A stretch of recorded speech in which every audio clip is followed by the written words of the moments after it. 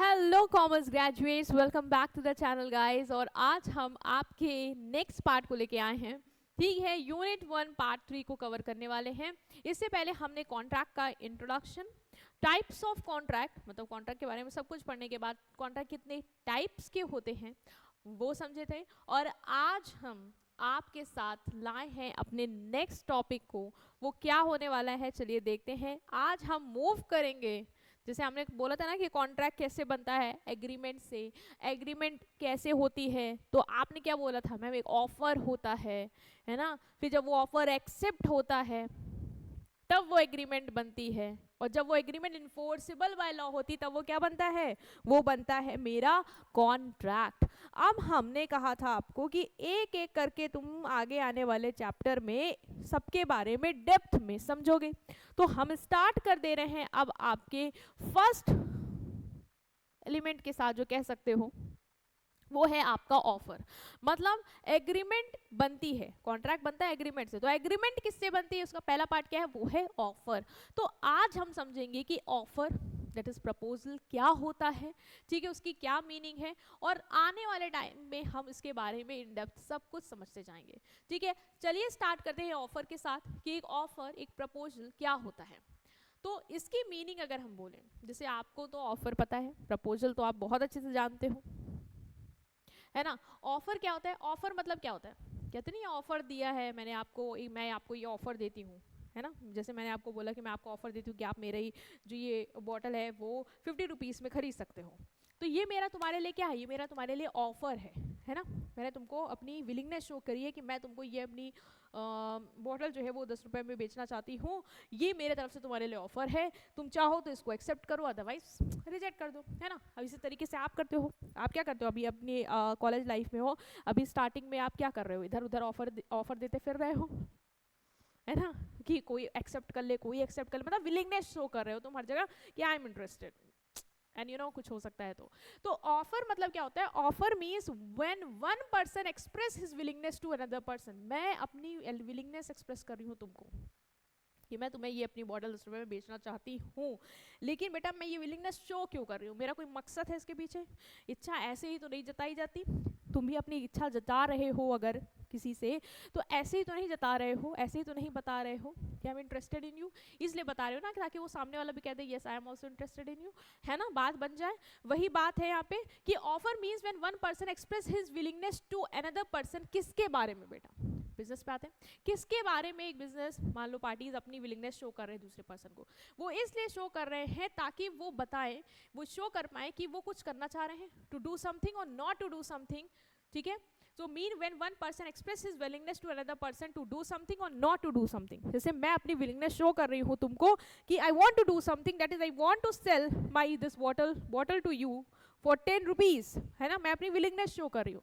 या मान लो मैं अपनी willingness show कर सकती हूँ कि मैं जो है वो तुम्हारे घर के सामने अपनी शॉप नहीं खोलूंगी, एग्जाम्पल लिया अभी मैंने, ठीक है, नहीं खोलूंगी और तुम मुझे 10,000 रुपये उसके बदले देना। ऐसा विलिंगनेस मैं चाहती हूँ कि मैं अपनी दुकान तुम्हारे सामने ना खोलूँगा, तुम मुझे ऐसे 10,000 रुपये दो। मतलब मैं अपनी विलिंगनेस शो करी कि मैं कुछ करूँगी या मैं कुछ नहीं करूँगी, ठीक है, टू डू समथिंग और not to do something with the intention of obtaining assent of that another person. और मैं ये विलिंगनेस शो क्यों कर रही हूँ कि मैं अपनी बॉटल तुम्हें 10 रुपये में बेचूंगी, ये मान लो मैं तुमसे ही कह रही हूँ कि तुम ये काम मत करना तो मैं तुम्हें 10,000 रुपये दूंगी, वो मैं इसलिए कर रही हूँ ताकि मुझे तुम्हारी सहमति मिल जाए, तुम्हारी एसेंट मिल जाए, है ना, तुम्हारा अप्रूवल मिल जाए कि तुम भी कह दो कि हाँ ठीक है, मैंने जैसे विलिंगनेस शो की मैं ये सेल करना चाहती हूँ, तुमने बोल दिया कि हाँ ठीक है मैं खरीद लूंगा। तो मेरा इंटेंशन जो है अपना ऑफर देने का, जो विलिंगनेस शो करने का कि मैं कुछ करूंगी या नहीं करूंगी, वो बस इसीलिए है ताकि मैं तुम्हारे से वो एसेंट ले पाऊँ, तुमसे वो सहमति ले पाऊँ कि तुम उसके बारे में क्या कर रहे हो। और जब तुमने मेरे प्रपोजल को मान लो एसेंट दे दिया, ठीक है, तुमने कह दिया हाँ ठीक है मैं खरीदूंगा, तो हमारे बीच में अब ये क्या बन जाएगा, प्रॉमिस। पढ़ा था, प्रॉमिस बन जाता है। जब प्रपोजल एक्सेप्ट होता है तो वो क्या बनता है, प्रॉमिस। आपने किसी को प्रपोज किया, वो एक्सेप्ट हो गया तो वो क्या बन गया, प्रॉमिस बन गया। हो गया कि नहीं हो गया।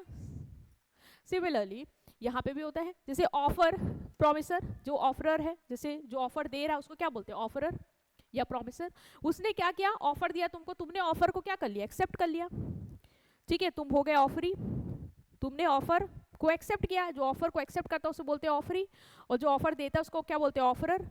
तो हमारे बीच में जैसे ही तुमने ऑफर मेरा एक्सेप्ट किया वो क्या बन जाता है, प्रॉमिस।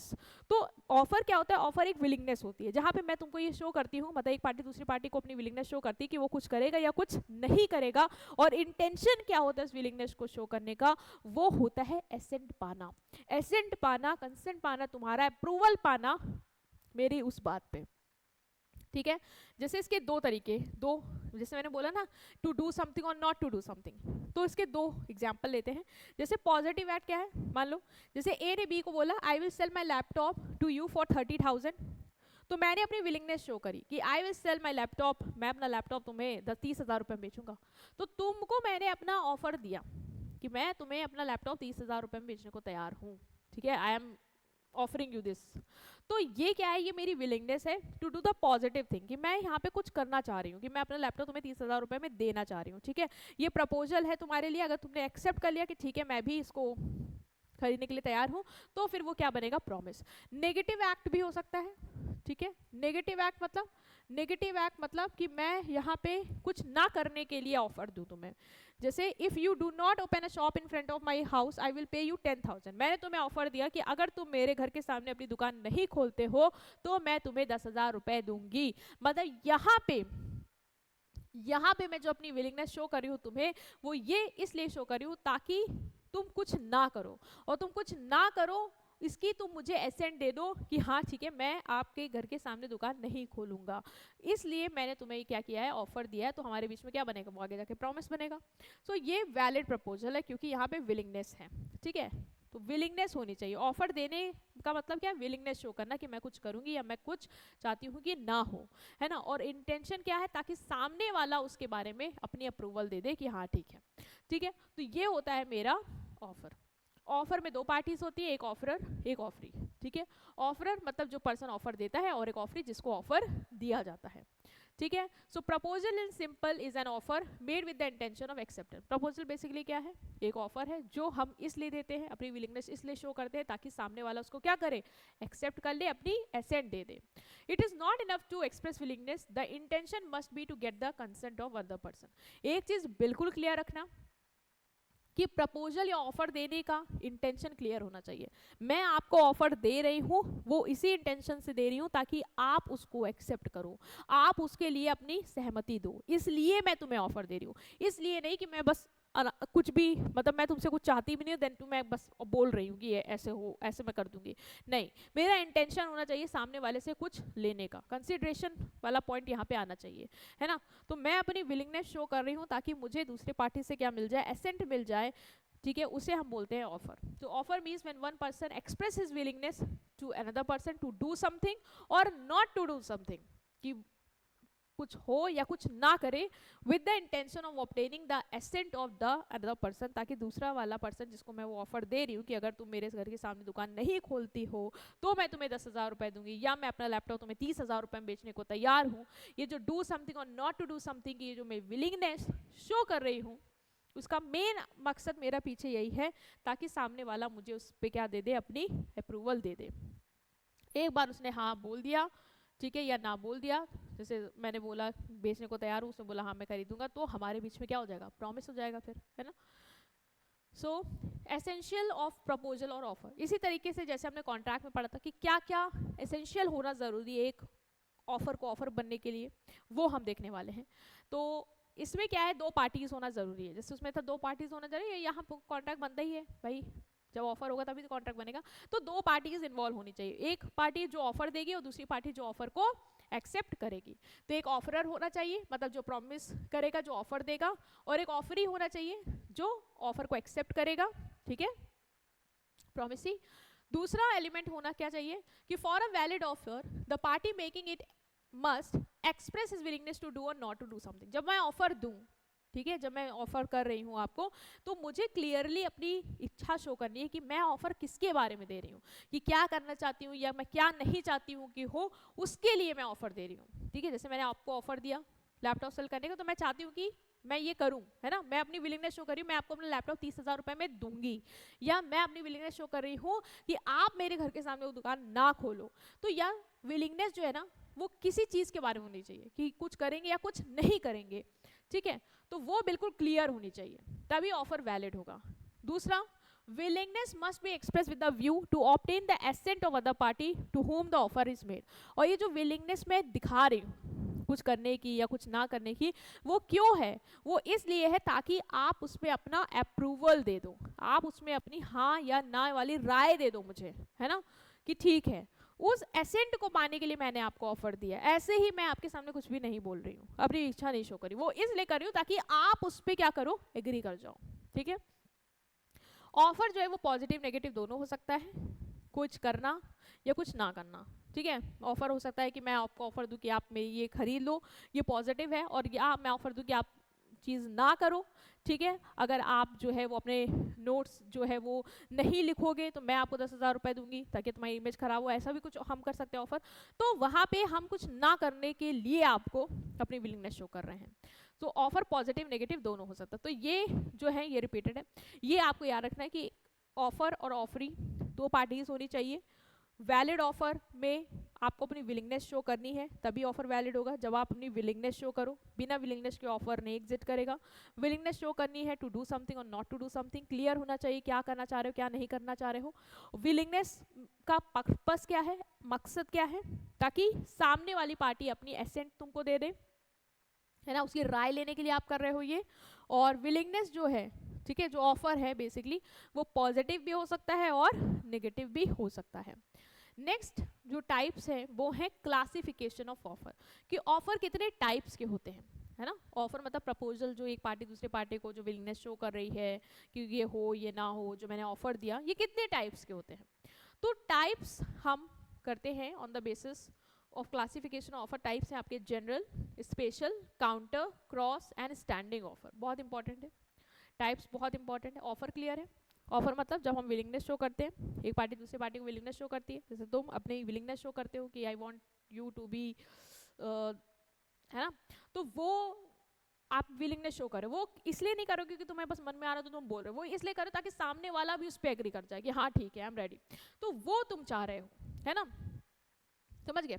क्लासिफिकेशन ऑफर क्या है, ऑफर जो है वो कितने टाइप्स के हैं। पहला है आपका जनरल ऑफर। जनरल ऑफर मतलब क्या, जनरल ऑफर मतलब साधारण ऑफर। ये ऑफर वो ऑफर होता है जो सबको दिया जाता है, ठीक है। मतलब ये नहीं कि मैं ये ऑफर किसी एक स्पेसिफिक पर्सन का नाम लेके टारगेट करके सिर्फ उसको दे रही हूँ, नहीं। जनरल ऑफर बेसिकली वो ऑफर होता है जो पूरी पब्लिक, मतलब एक पब्लिक को, एट अ लार्ज, ज़्यादा ऑडियंस को ऑफर किया जाता है, ठीक है, not to a specific person. Anyone who perform the condition of the offer is considered to have accepted the offer. जैसे आप कभी देखते हो कि न्यूज़पेपर में ऐसा आता है कि जो भी इस डॉग को लेके आएगा, ठीक है, खो गया, इस डॉग को वापस करेगा मुझे आके इस एड्रेस पे, मैं उसको 10,000 रुपये दूंगा। तो ये ऑफर किसी स्पेसिफिक पर्सन के लिए नहीं है कि सुरेश रमेश इसको दिया, नहीं, ये सबके लिए है। अब जो भी लाके दे देगा, जो भी उस कंडीशन को परफॉर्म कर देगा, ठीक है, उसको वो मान लिया जाएगा कि उसने ऑफर एक्सेप्ट कर लिया है। तो anyone who perform the condition of the offer is considered to have accepted it. जैसे मान लो तुमने परफॉर्म कर दिया, तुम वो डॉग लेके आ गए, तो तुमने उसकी जो कंडीशन थी वो परफॉर्म कर दी कि डॉग लेके आना तो 10,000 देंगे। इसका मतलब वो ऑफर जो दिया गया सबको, उसमें से तुमने उस ऑफर को क्या कर लिया, एक्सेप्ट कर लिया। कैसे, उसकी कंडीशन को परफॉर्म करके। As per section 8, acceptance can be made by performing the condition of offer। यहाँ पे acceptance कैसे होगी, जो ऑफर की कंडीशन अगर तुमने परफॉर्म कर दी तो ऑफर एक्सेप्टेड माना जाएगा, ठीक है। A general offer can be accepted by any number of person. क्या सब कर सकते हैं, हाँ। अब डॉग तो खैर एक ही है, लाएगा तो कोई एक ही पकड़ के सही वाला ना, तो माना तो उसका एक्सेप्टेंस जाएगा। लेकिन मान लो कोई एक एग्जाम्पल है, यहाँ पे केस लॉ है, कार्लिक एंड कार्बोलिक स्मोक बॉल का, कंपनी का। एक कंपनी थी, उसने एडवर्टीजमेंट शो किया था, उसने कहा था कि हम डॉलर 100 रुपीज़ का रिवॉर्ड देंगे किसी भी पर्सन को जिसको इन्फ्लुएंजा हो जाता है अगर वो हमारी स्मोक बॉल यूज़ करता है। मतलब इन्होंने अपनी स्मोक बॉल बनाई थी, उनका एक कमिटमेंट था कि जो भी इसको यूज़ करेगा, स्मोक बॉल यूज़ करेगा, उसको इन्फ्लुएंजा हो ही नहीं सकता, है ना, ऐसे हमने दवा बना दिया। लेकिन क्या हुआ कि एक मैम थी कार्लिल, उनको उन्होंने स्मोक बॉल यूज भी करी, देखो इन्होंने यूज भी करी एंड फिर भी इनको इन्फ्लुएंजा हो गया। तो इन्होंने फिर क्या किया, इन्होंने क्लेम किया कि भाई तुम्हारा जो तुमने जो एडवर्टीजमेंट निकाला था कि नहीं होगा, अगर हो जाएगा किसी को तो तुम पैसे दोगे, तो देखो मुझे हो गया है ना, मैंने यूज भी किया, देन टू मुझे हो गया, अभी तुम मुझे पैसे दो। तो तुम्हें क्या लगेगा, यहाँ पे क्या कंपनी को पैसे देने पड़ेंगे, रिवॉर्ड देना पड़ेगा, हाँ देना पड़ेगा। नहीं देगा तो मैम केस कर सकती है। क्यों? क्योंकि यहाँ पे कंपनी ने क्लियरली ये ऑफर पूरी पब्लिक को दिया था, है ना, कि कोई भी जो इसको यूज करेगा उसको नहीं हो सकता। तो कंडीशन इन्होंने परफॉर्म करी, है ना, इन्होंने यूज किया, कंडीशन परफॉर्म करी, मतलब ऑफर इन्होंने एक्सेप्ट कर लिया, कंडीशन परफॉर्म करी और इनको हो गया। तो अब तुम्हारी बात तो खराब गई ना, तो तुम्हें अब रिवॉर्ड देना पड़ेगा। तो जनरल ऑफर बेसिकली किसी स्पेसिफिक पर्सन को नहीं, सबको दिया जाता है।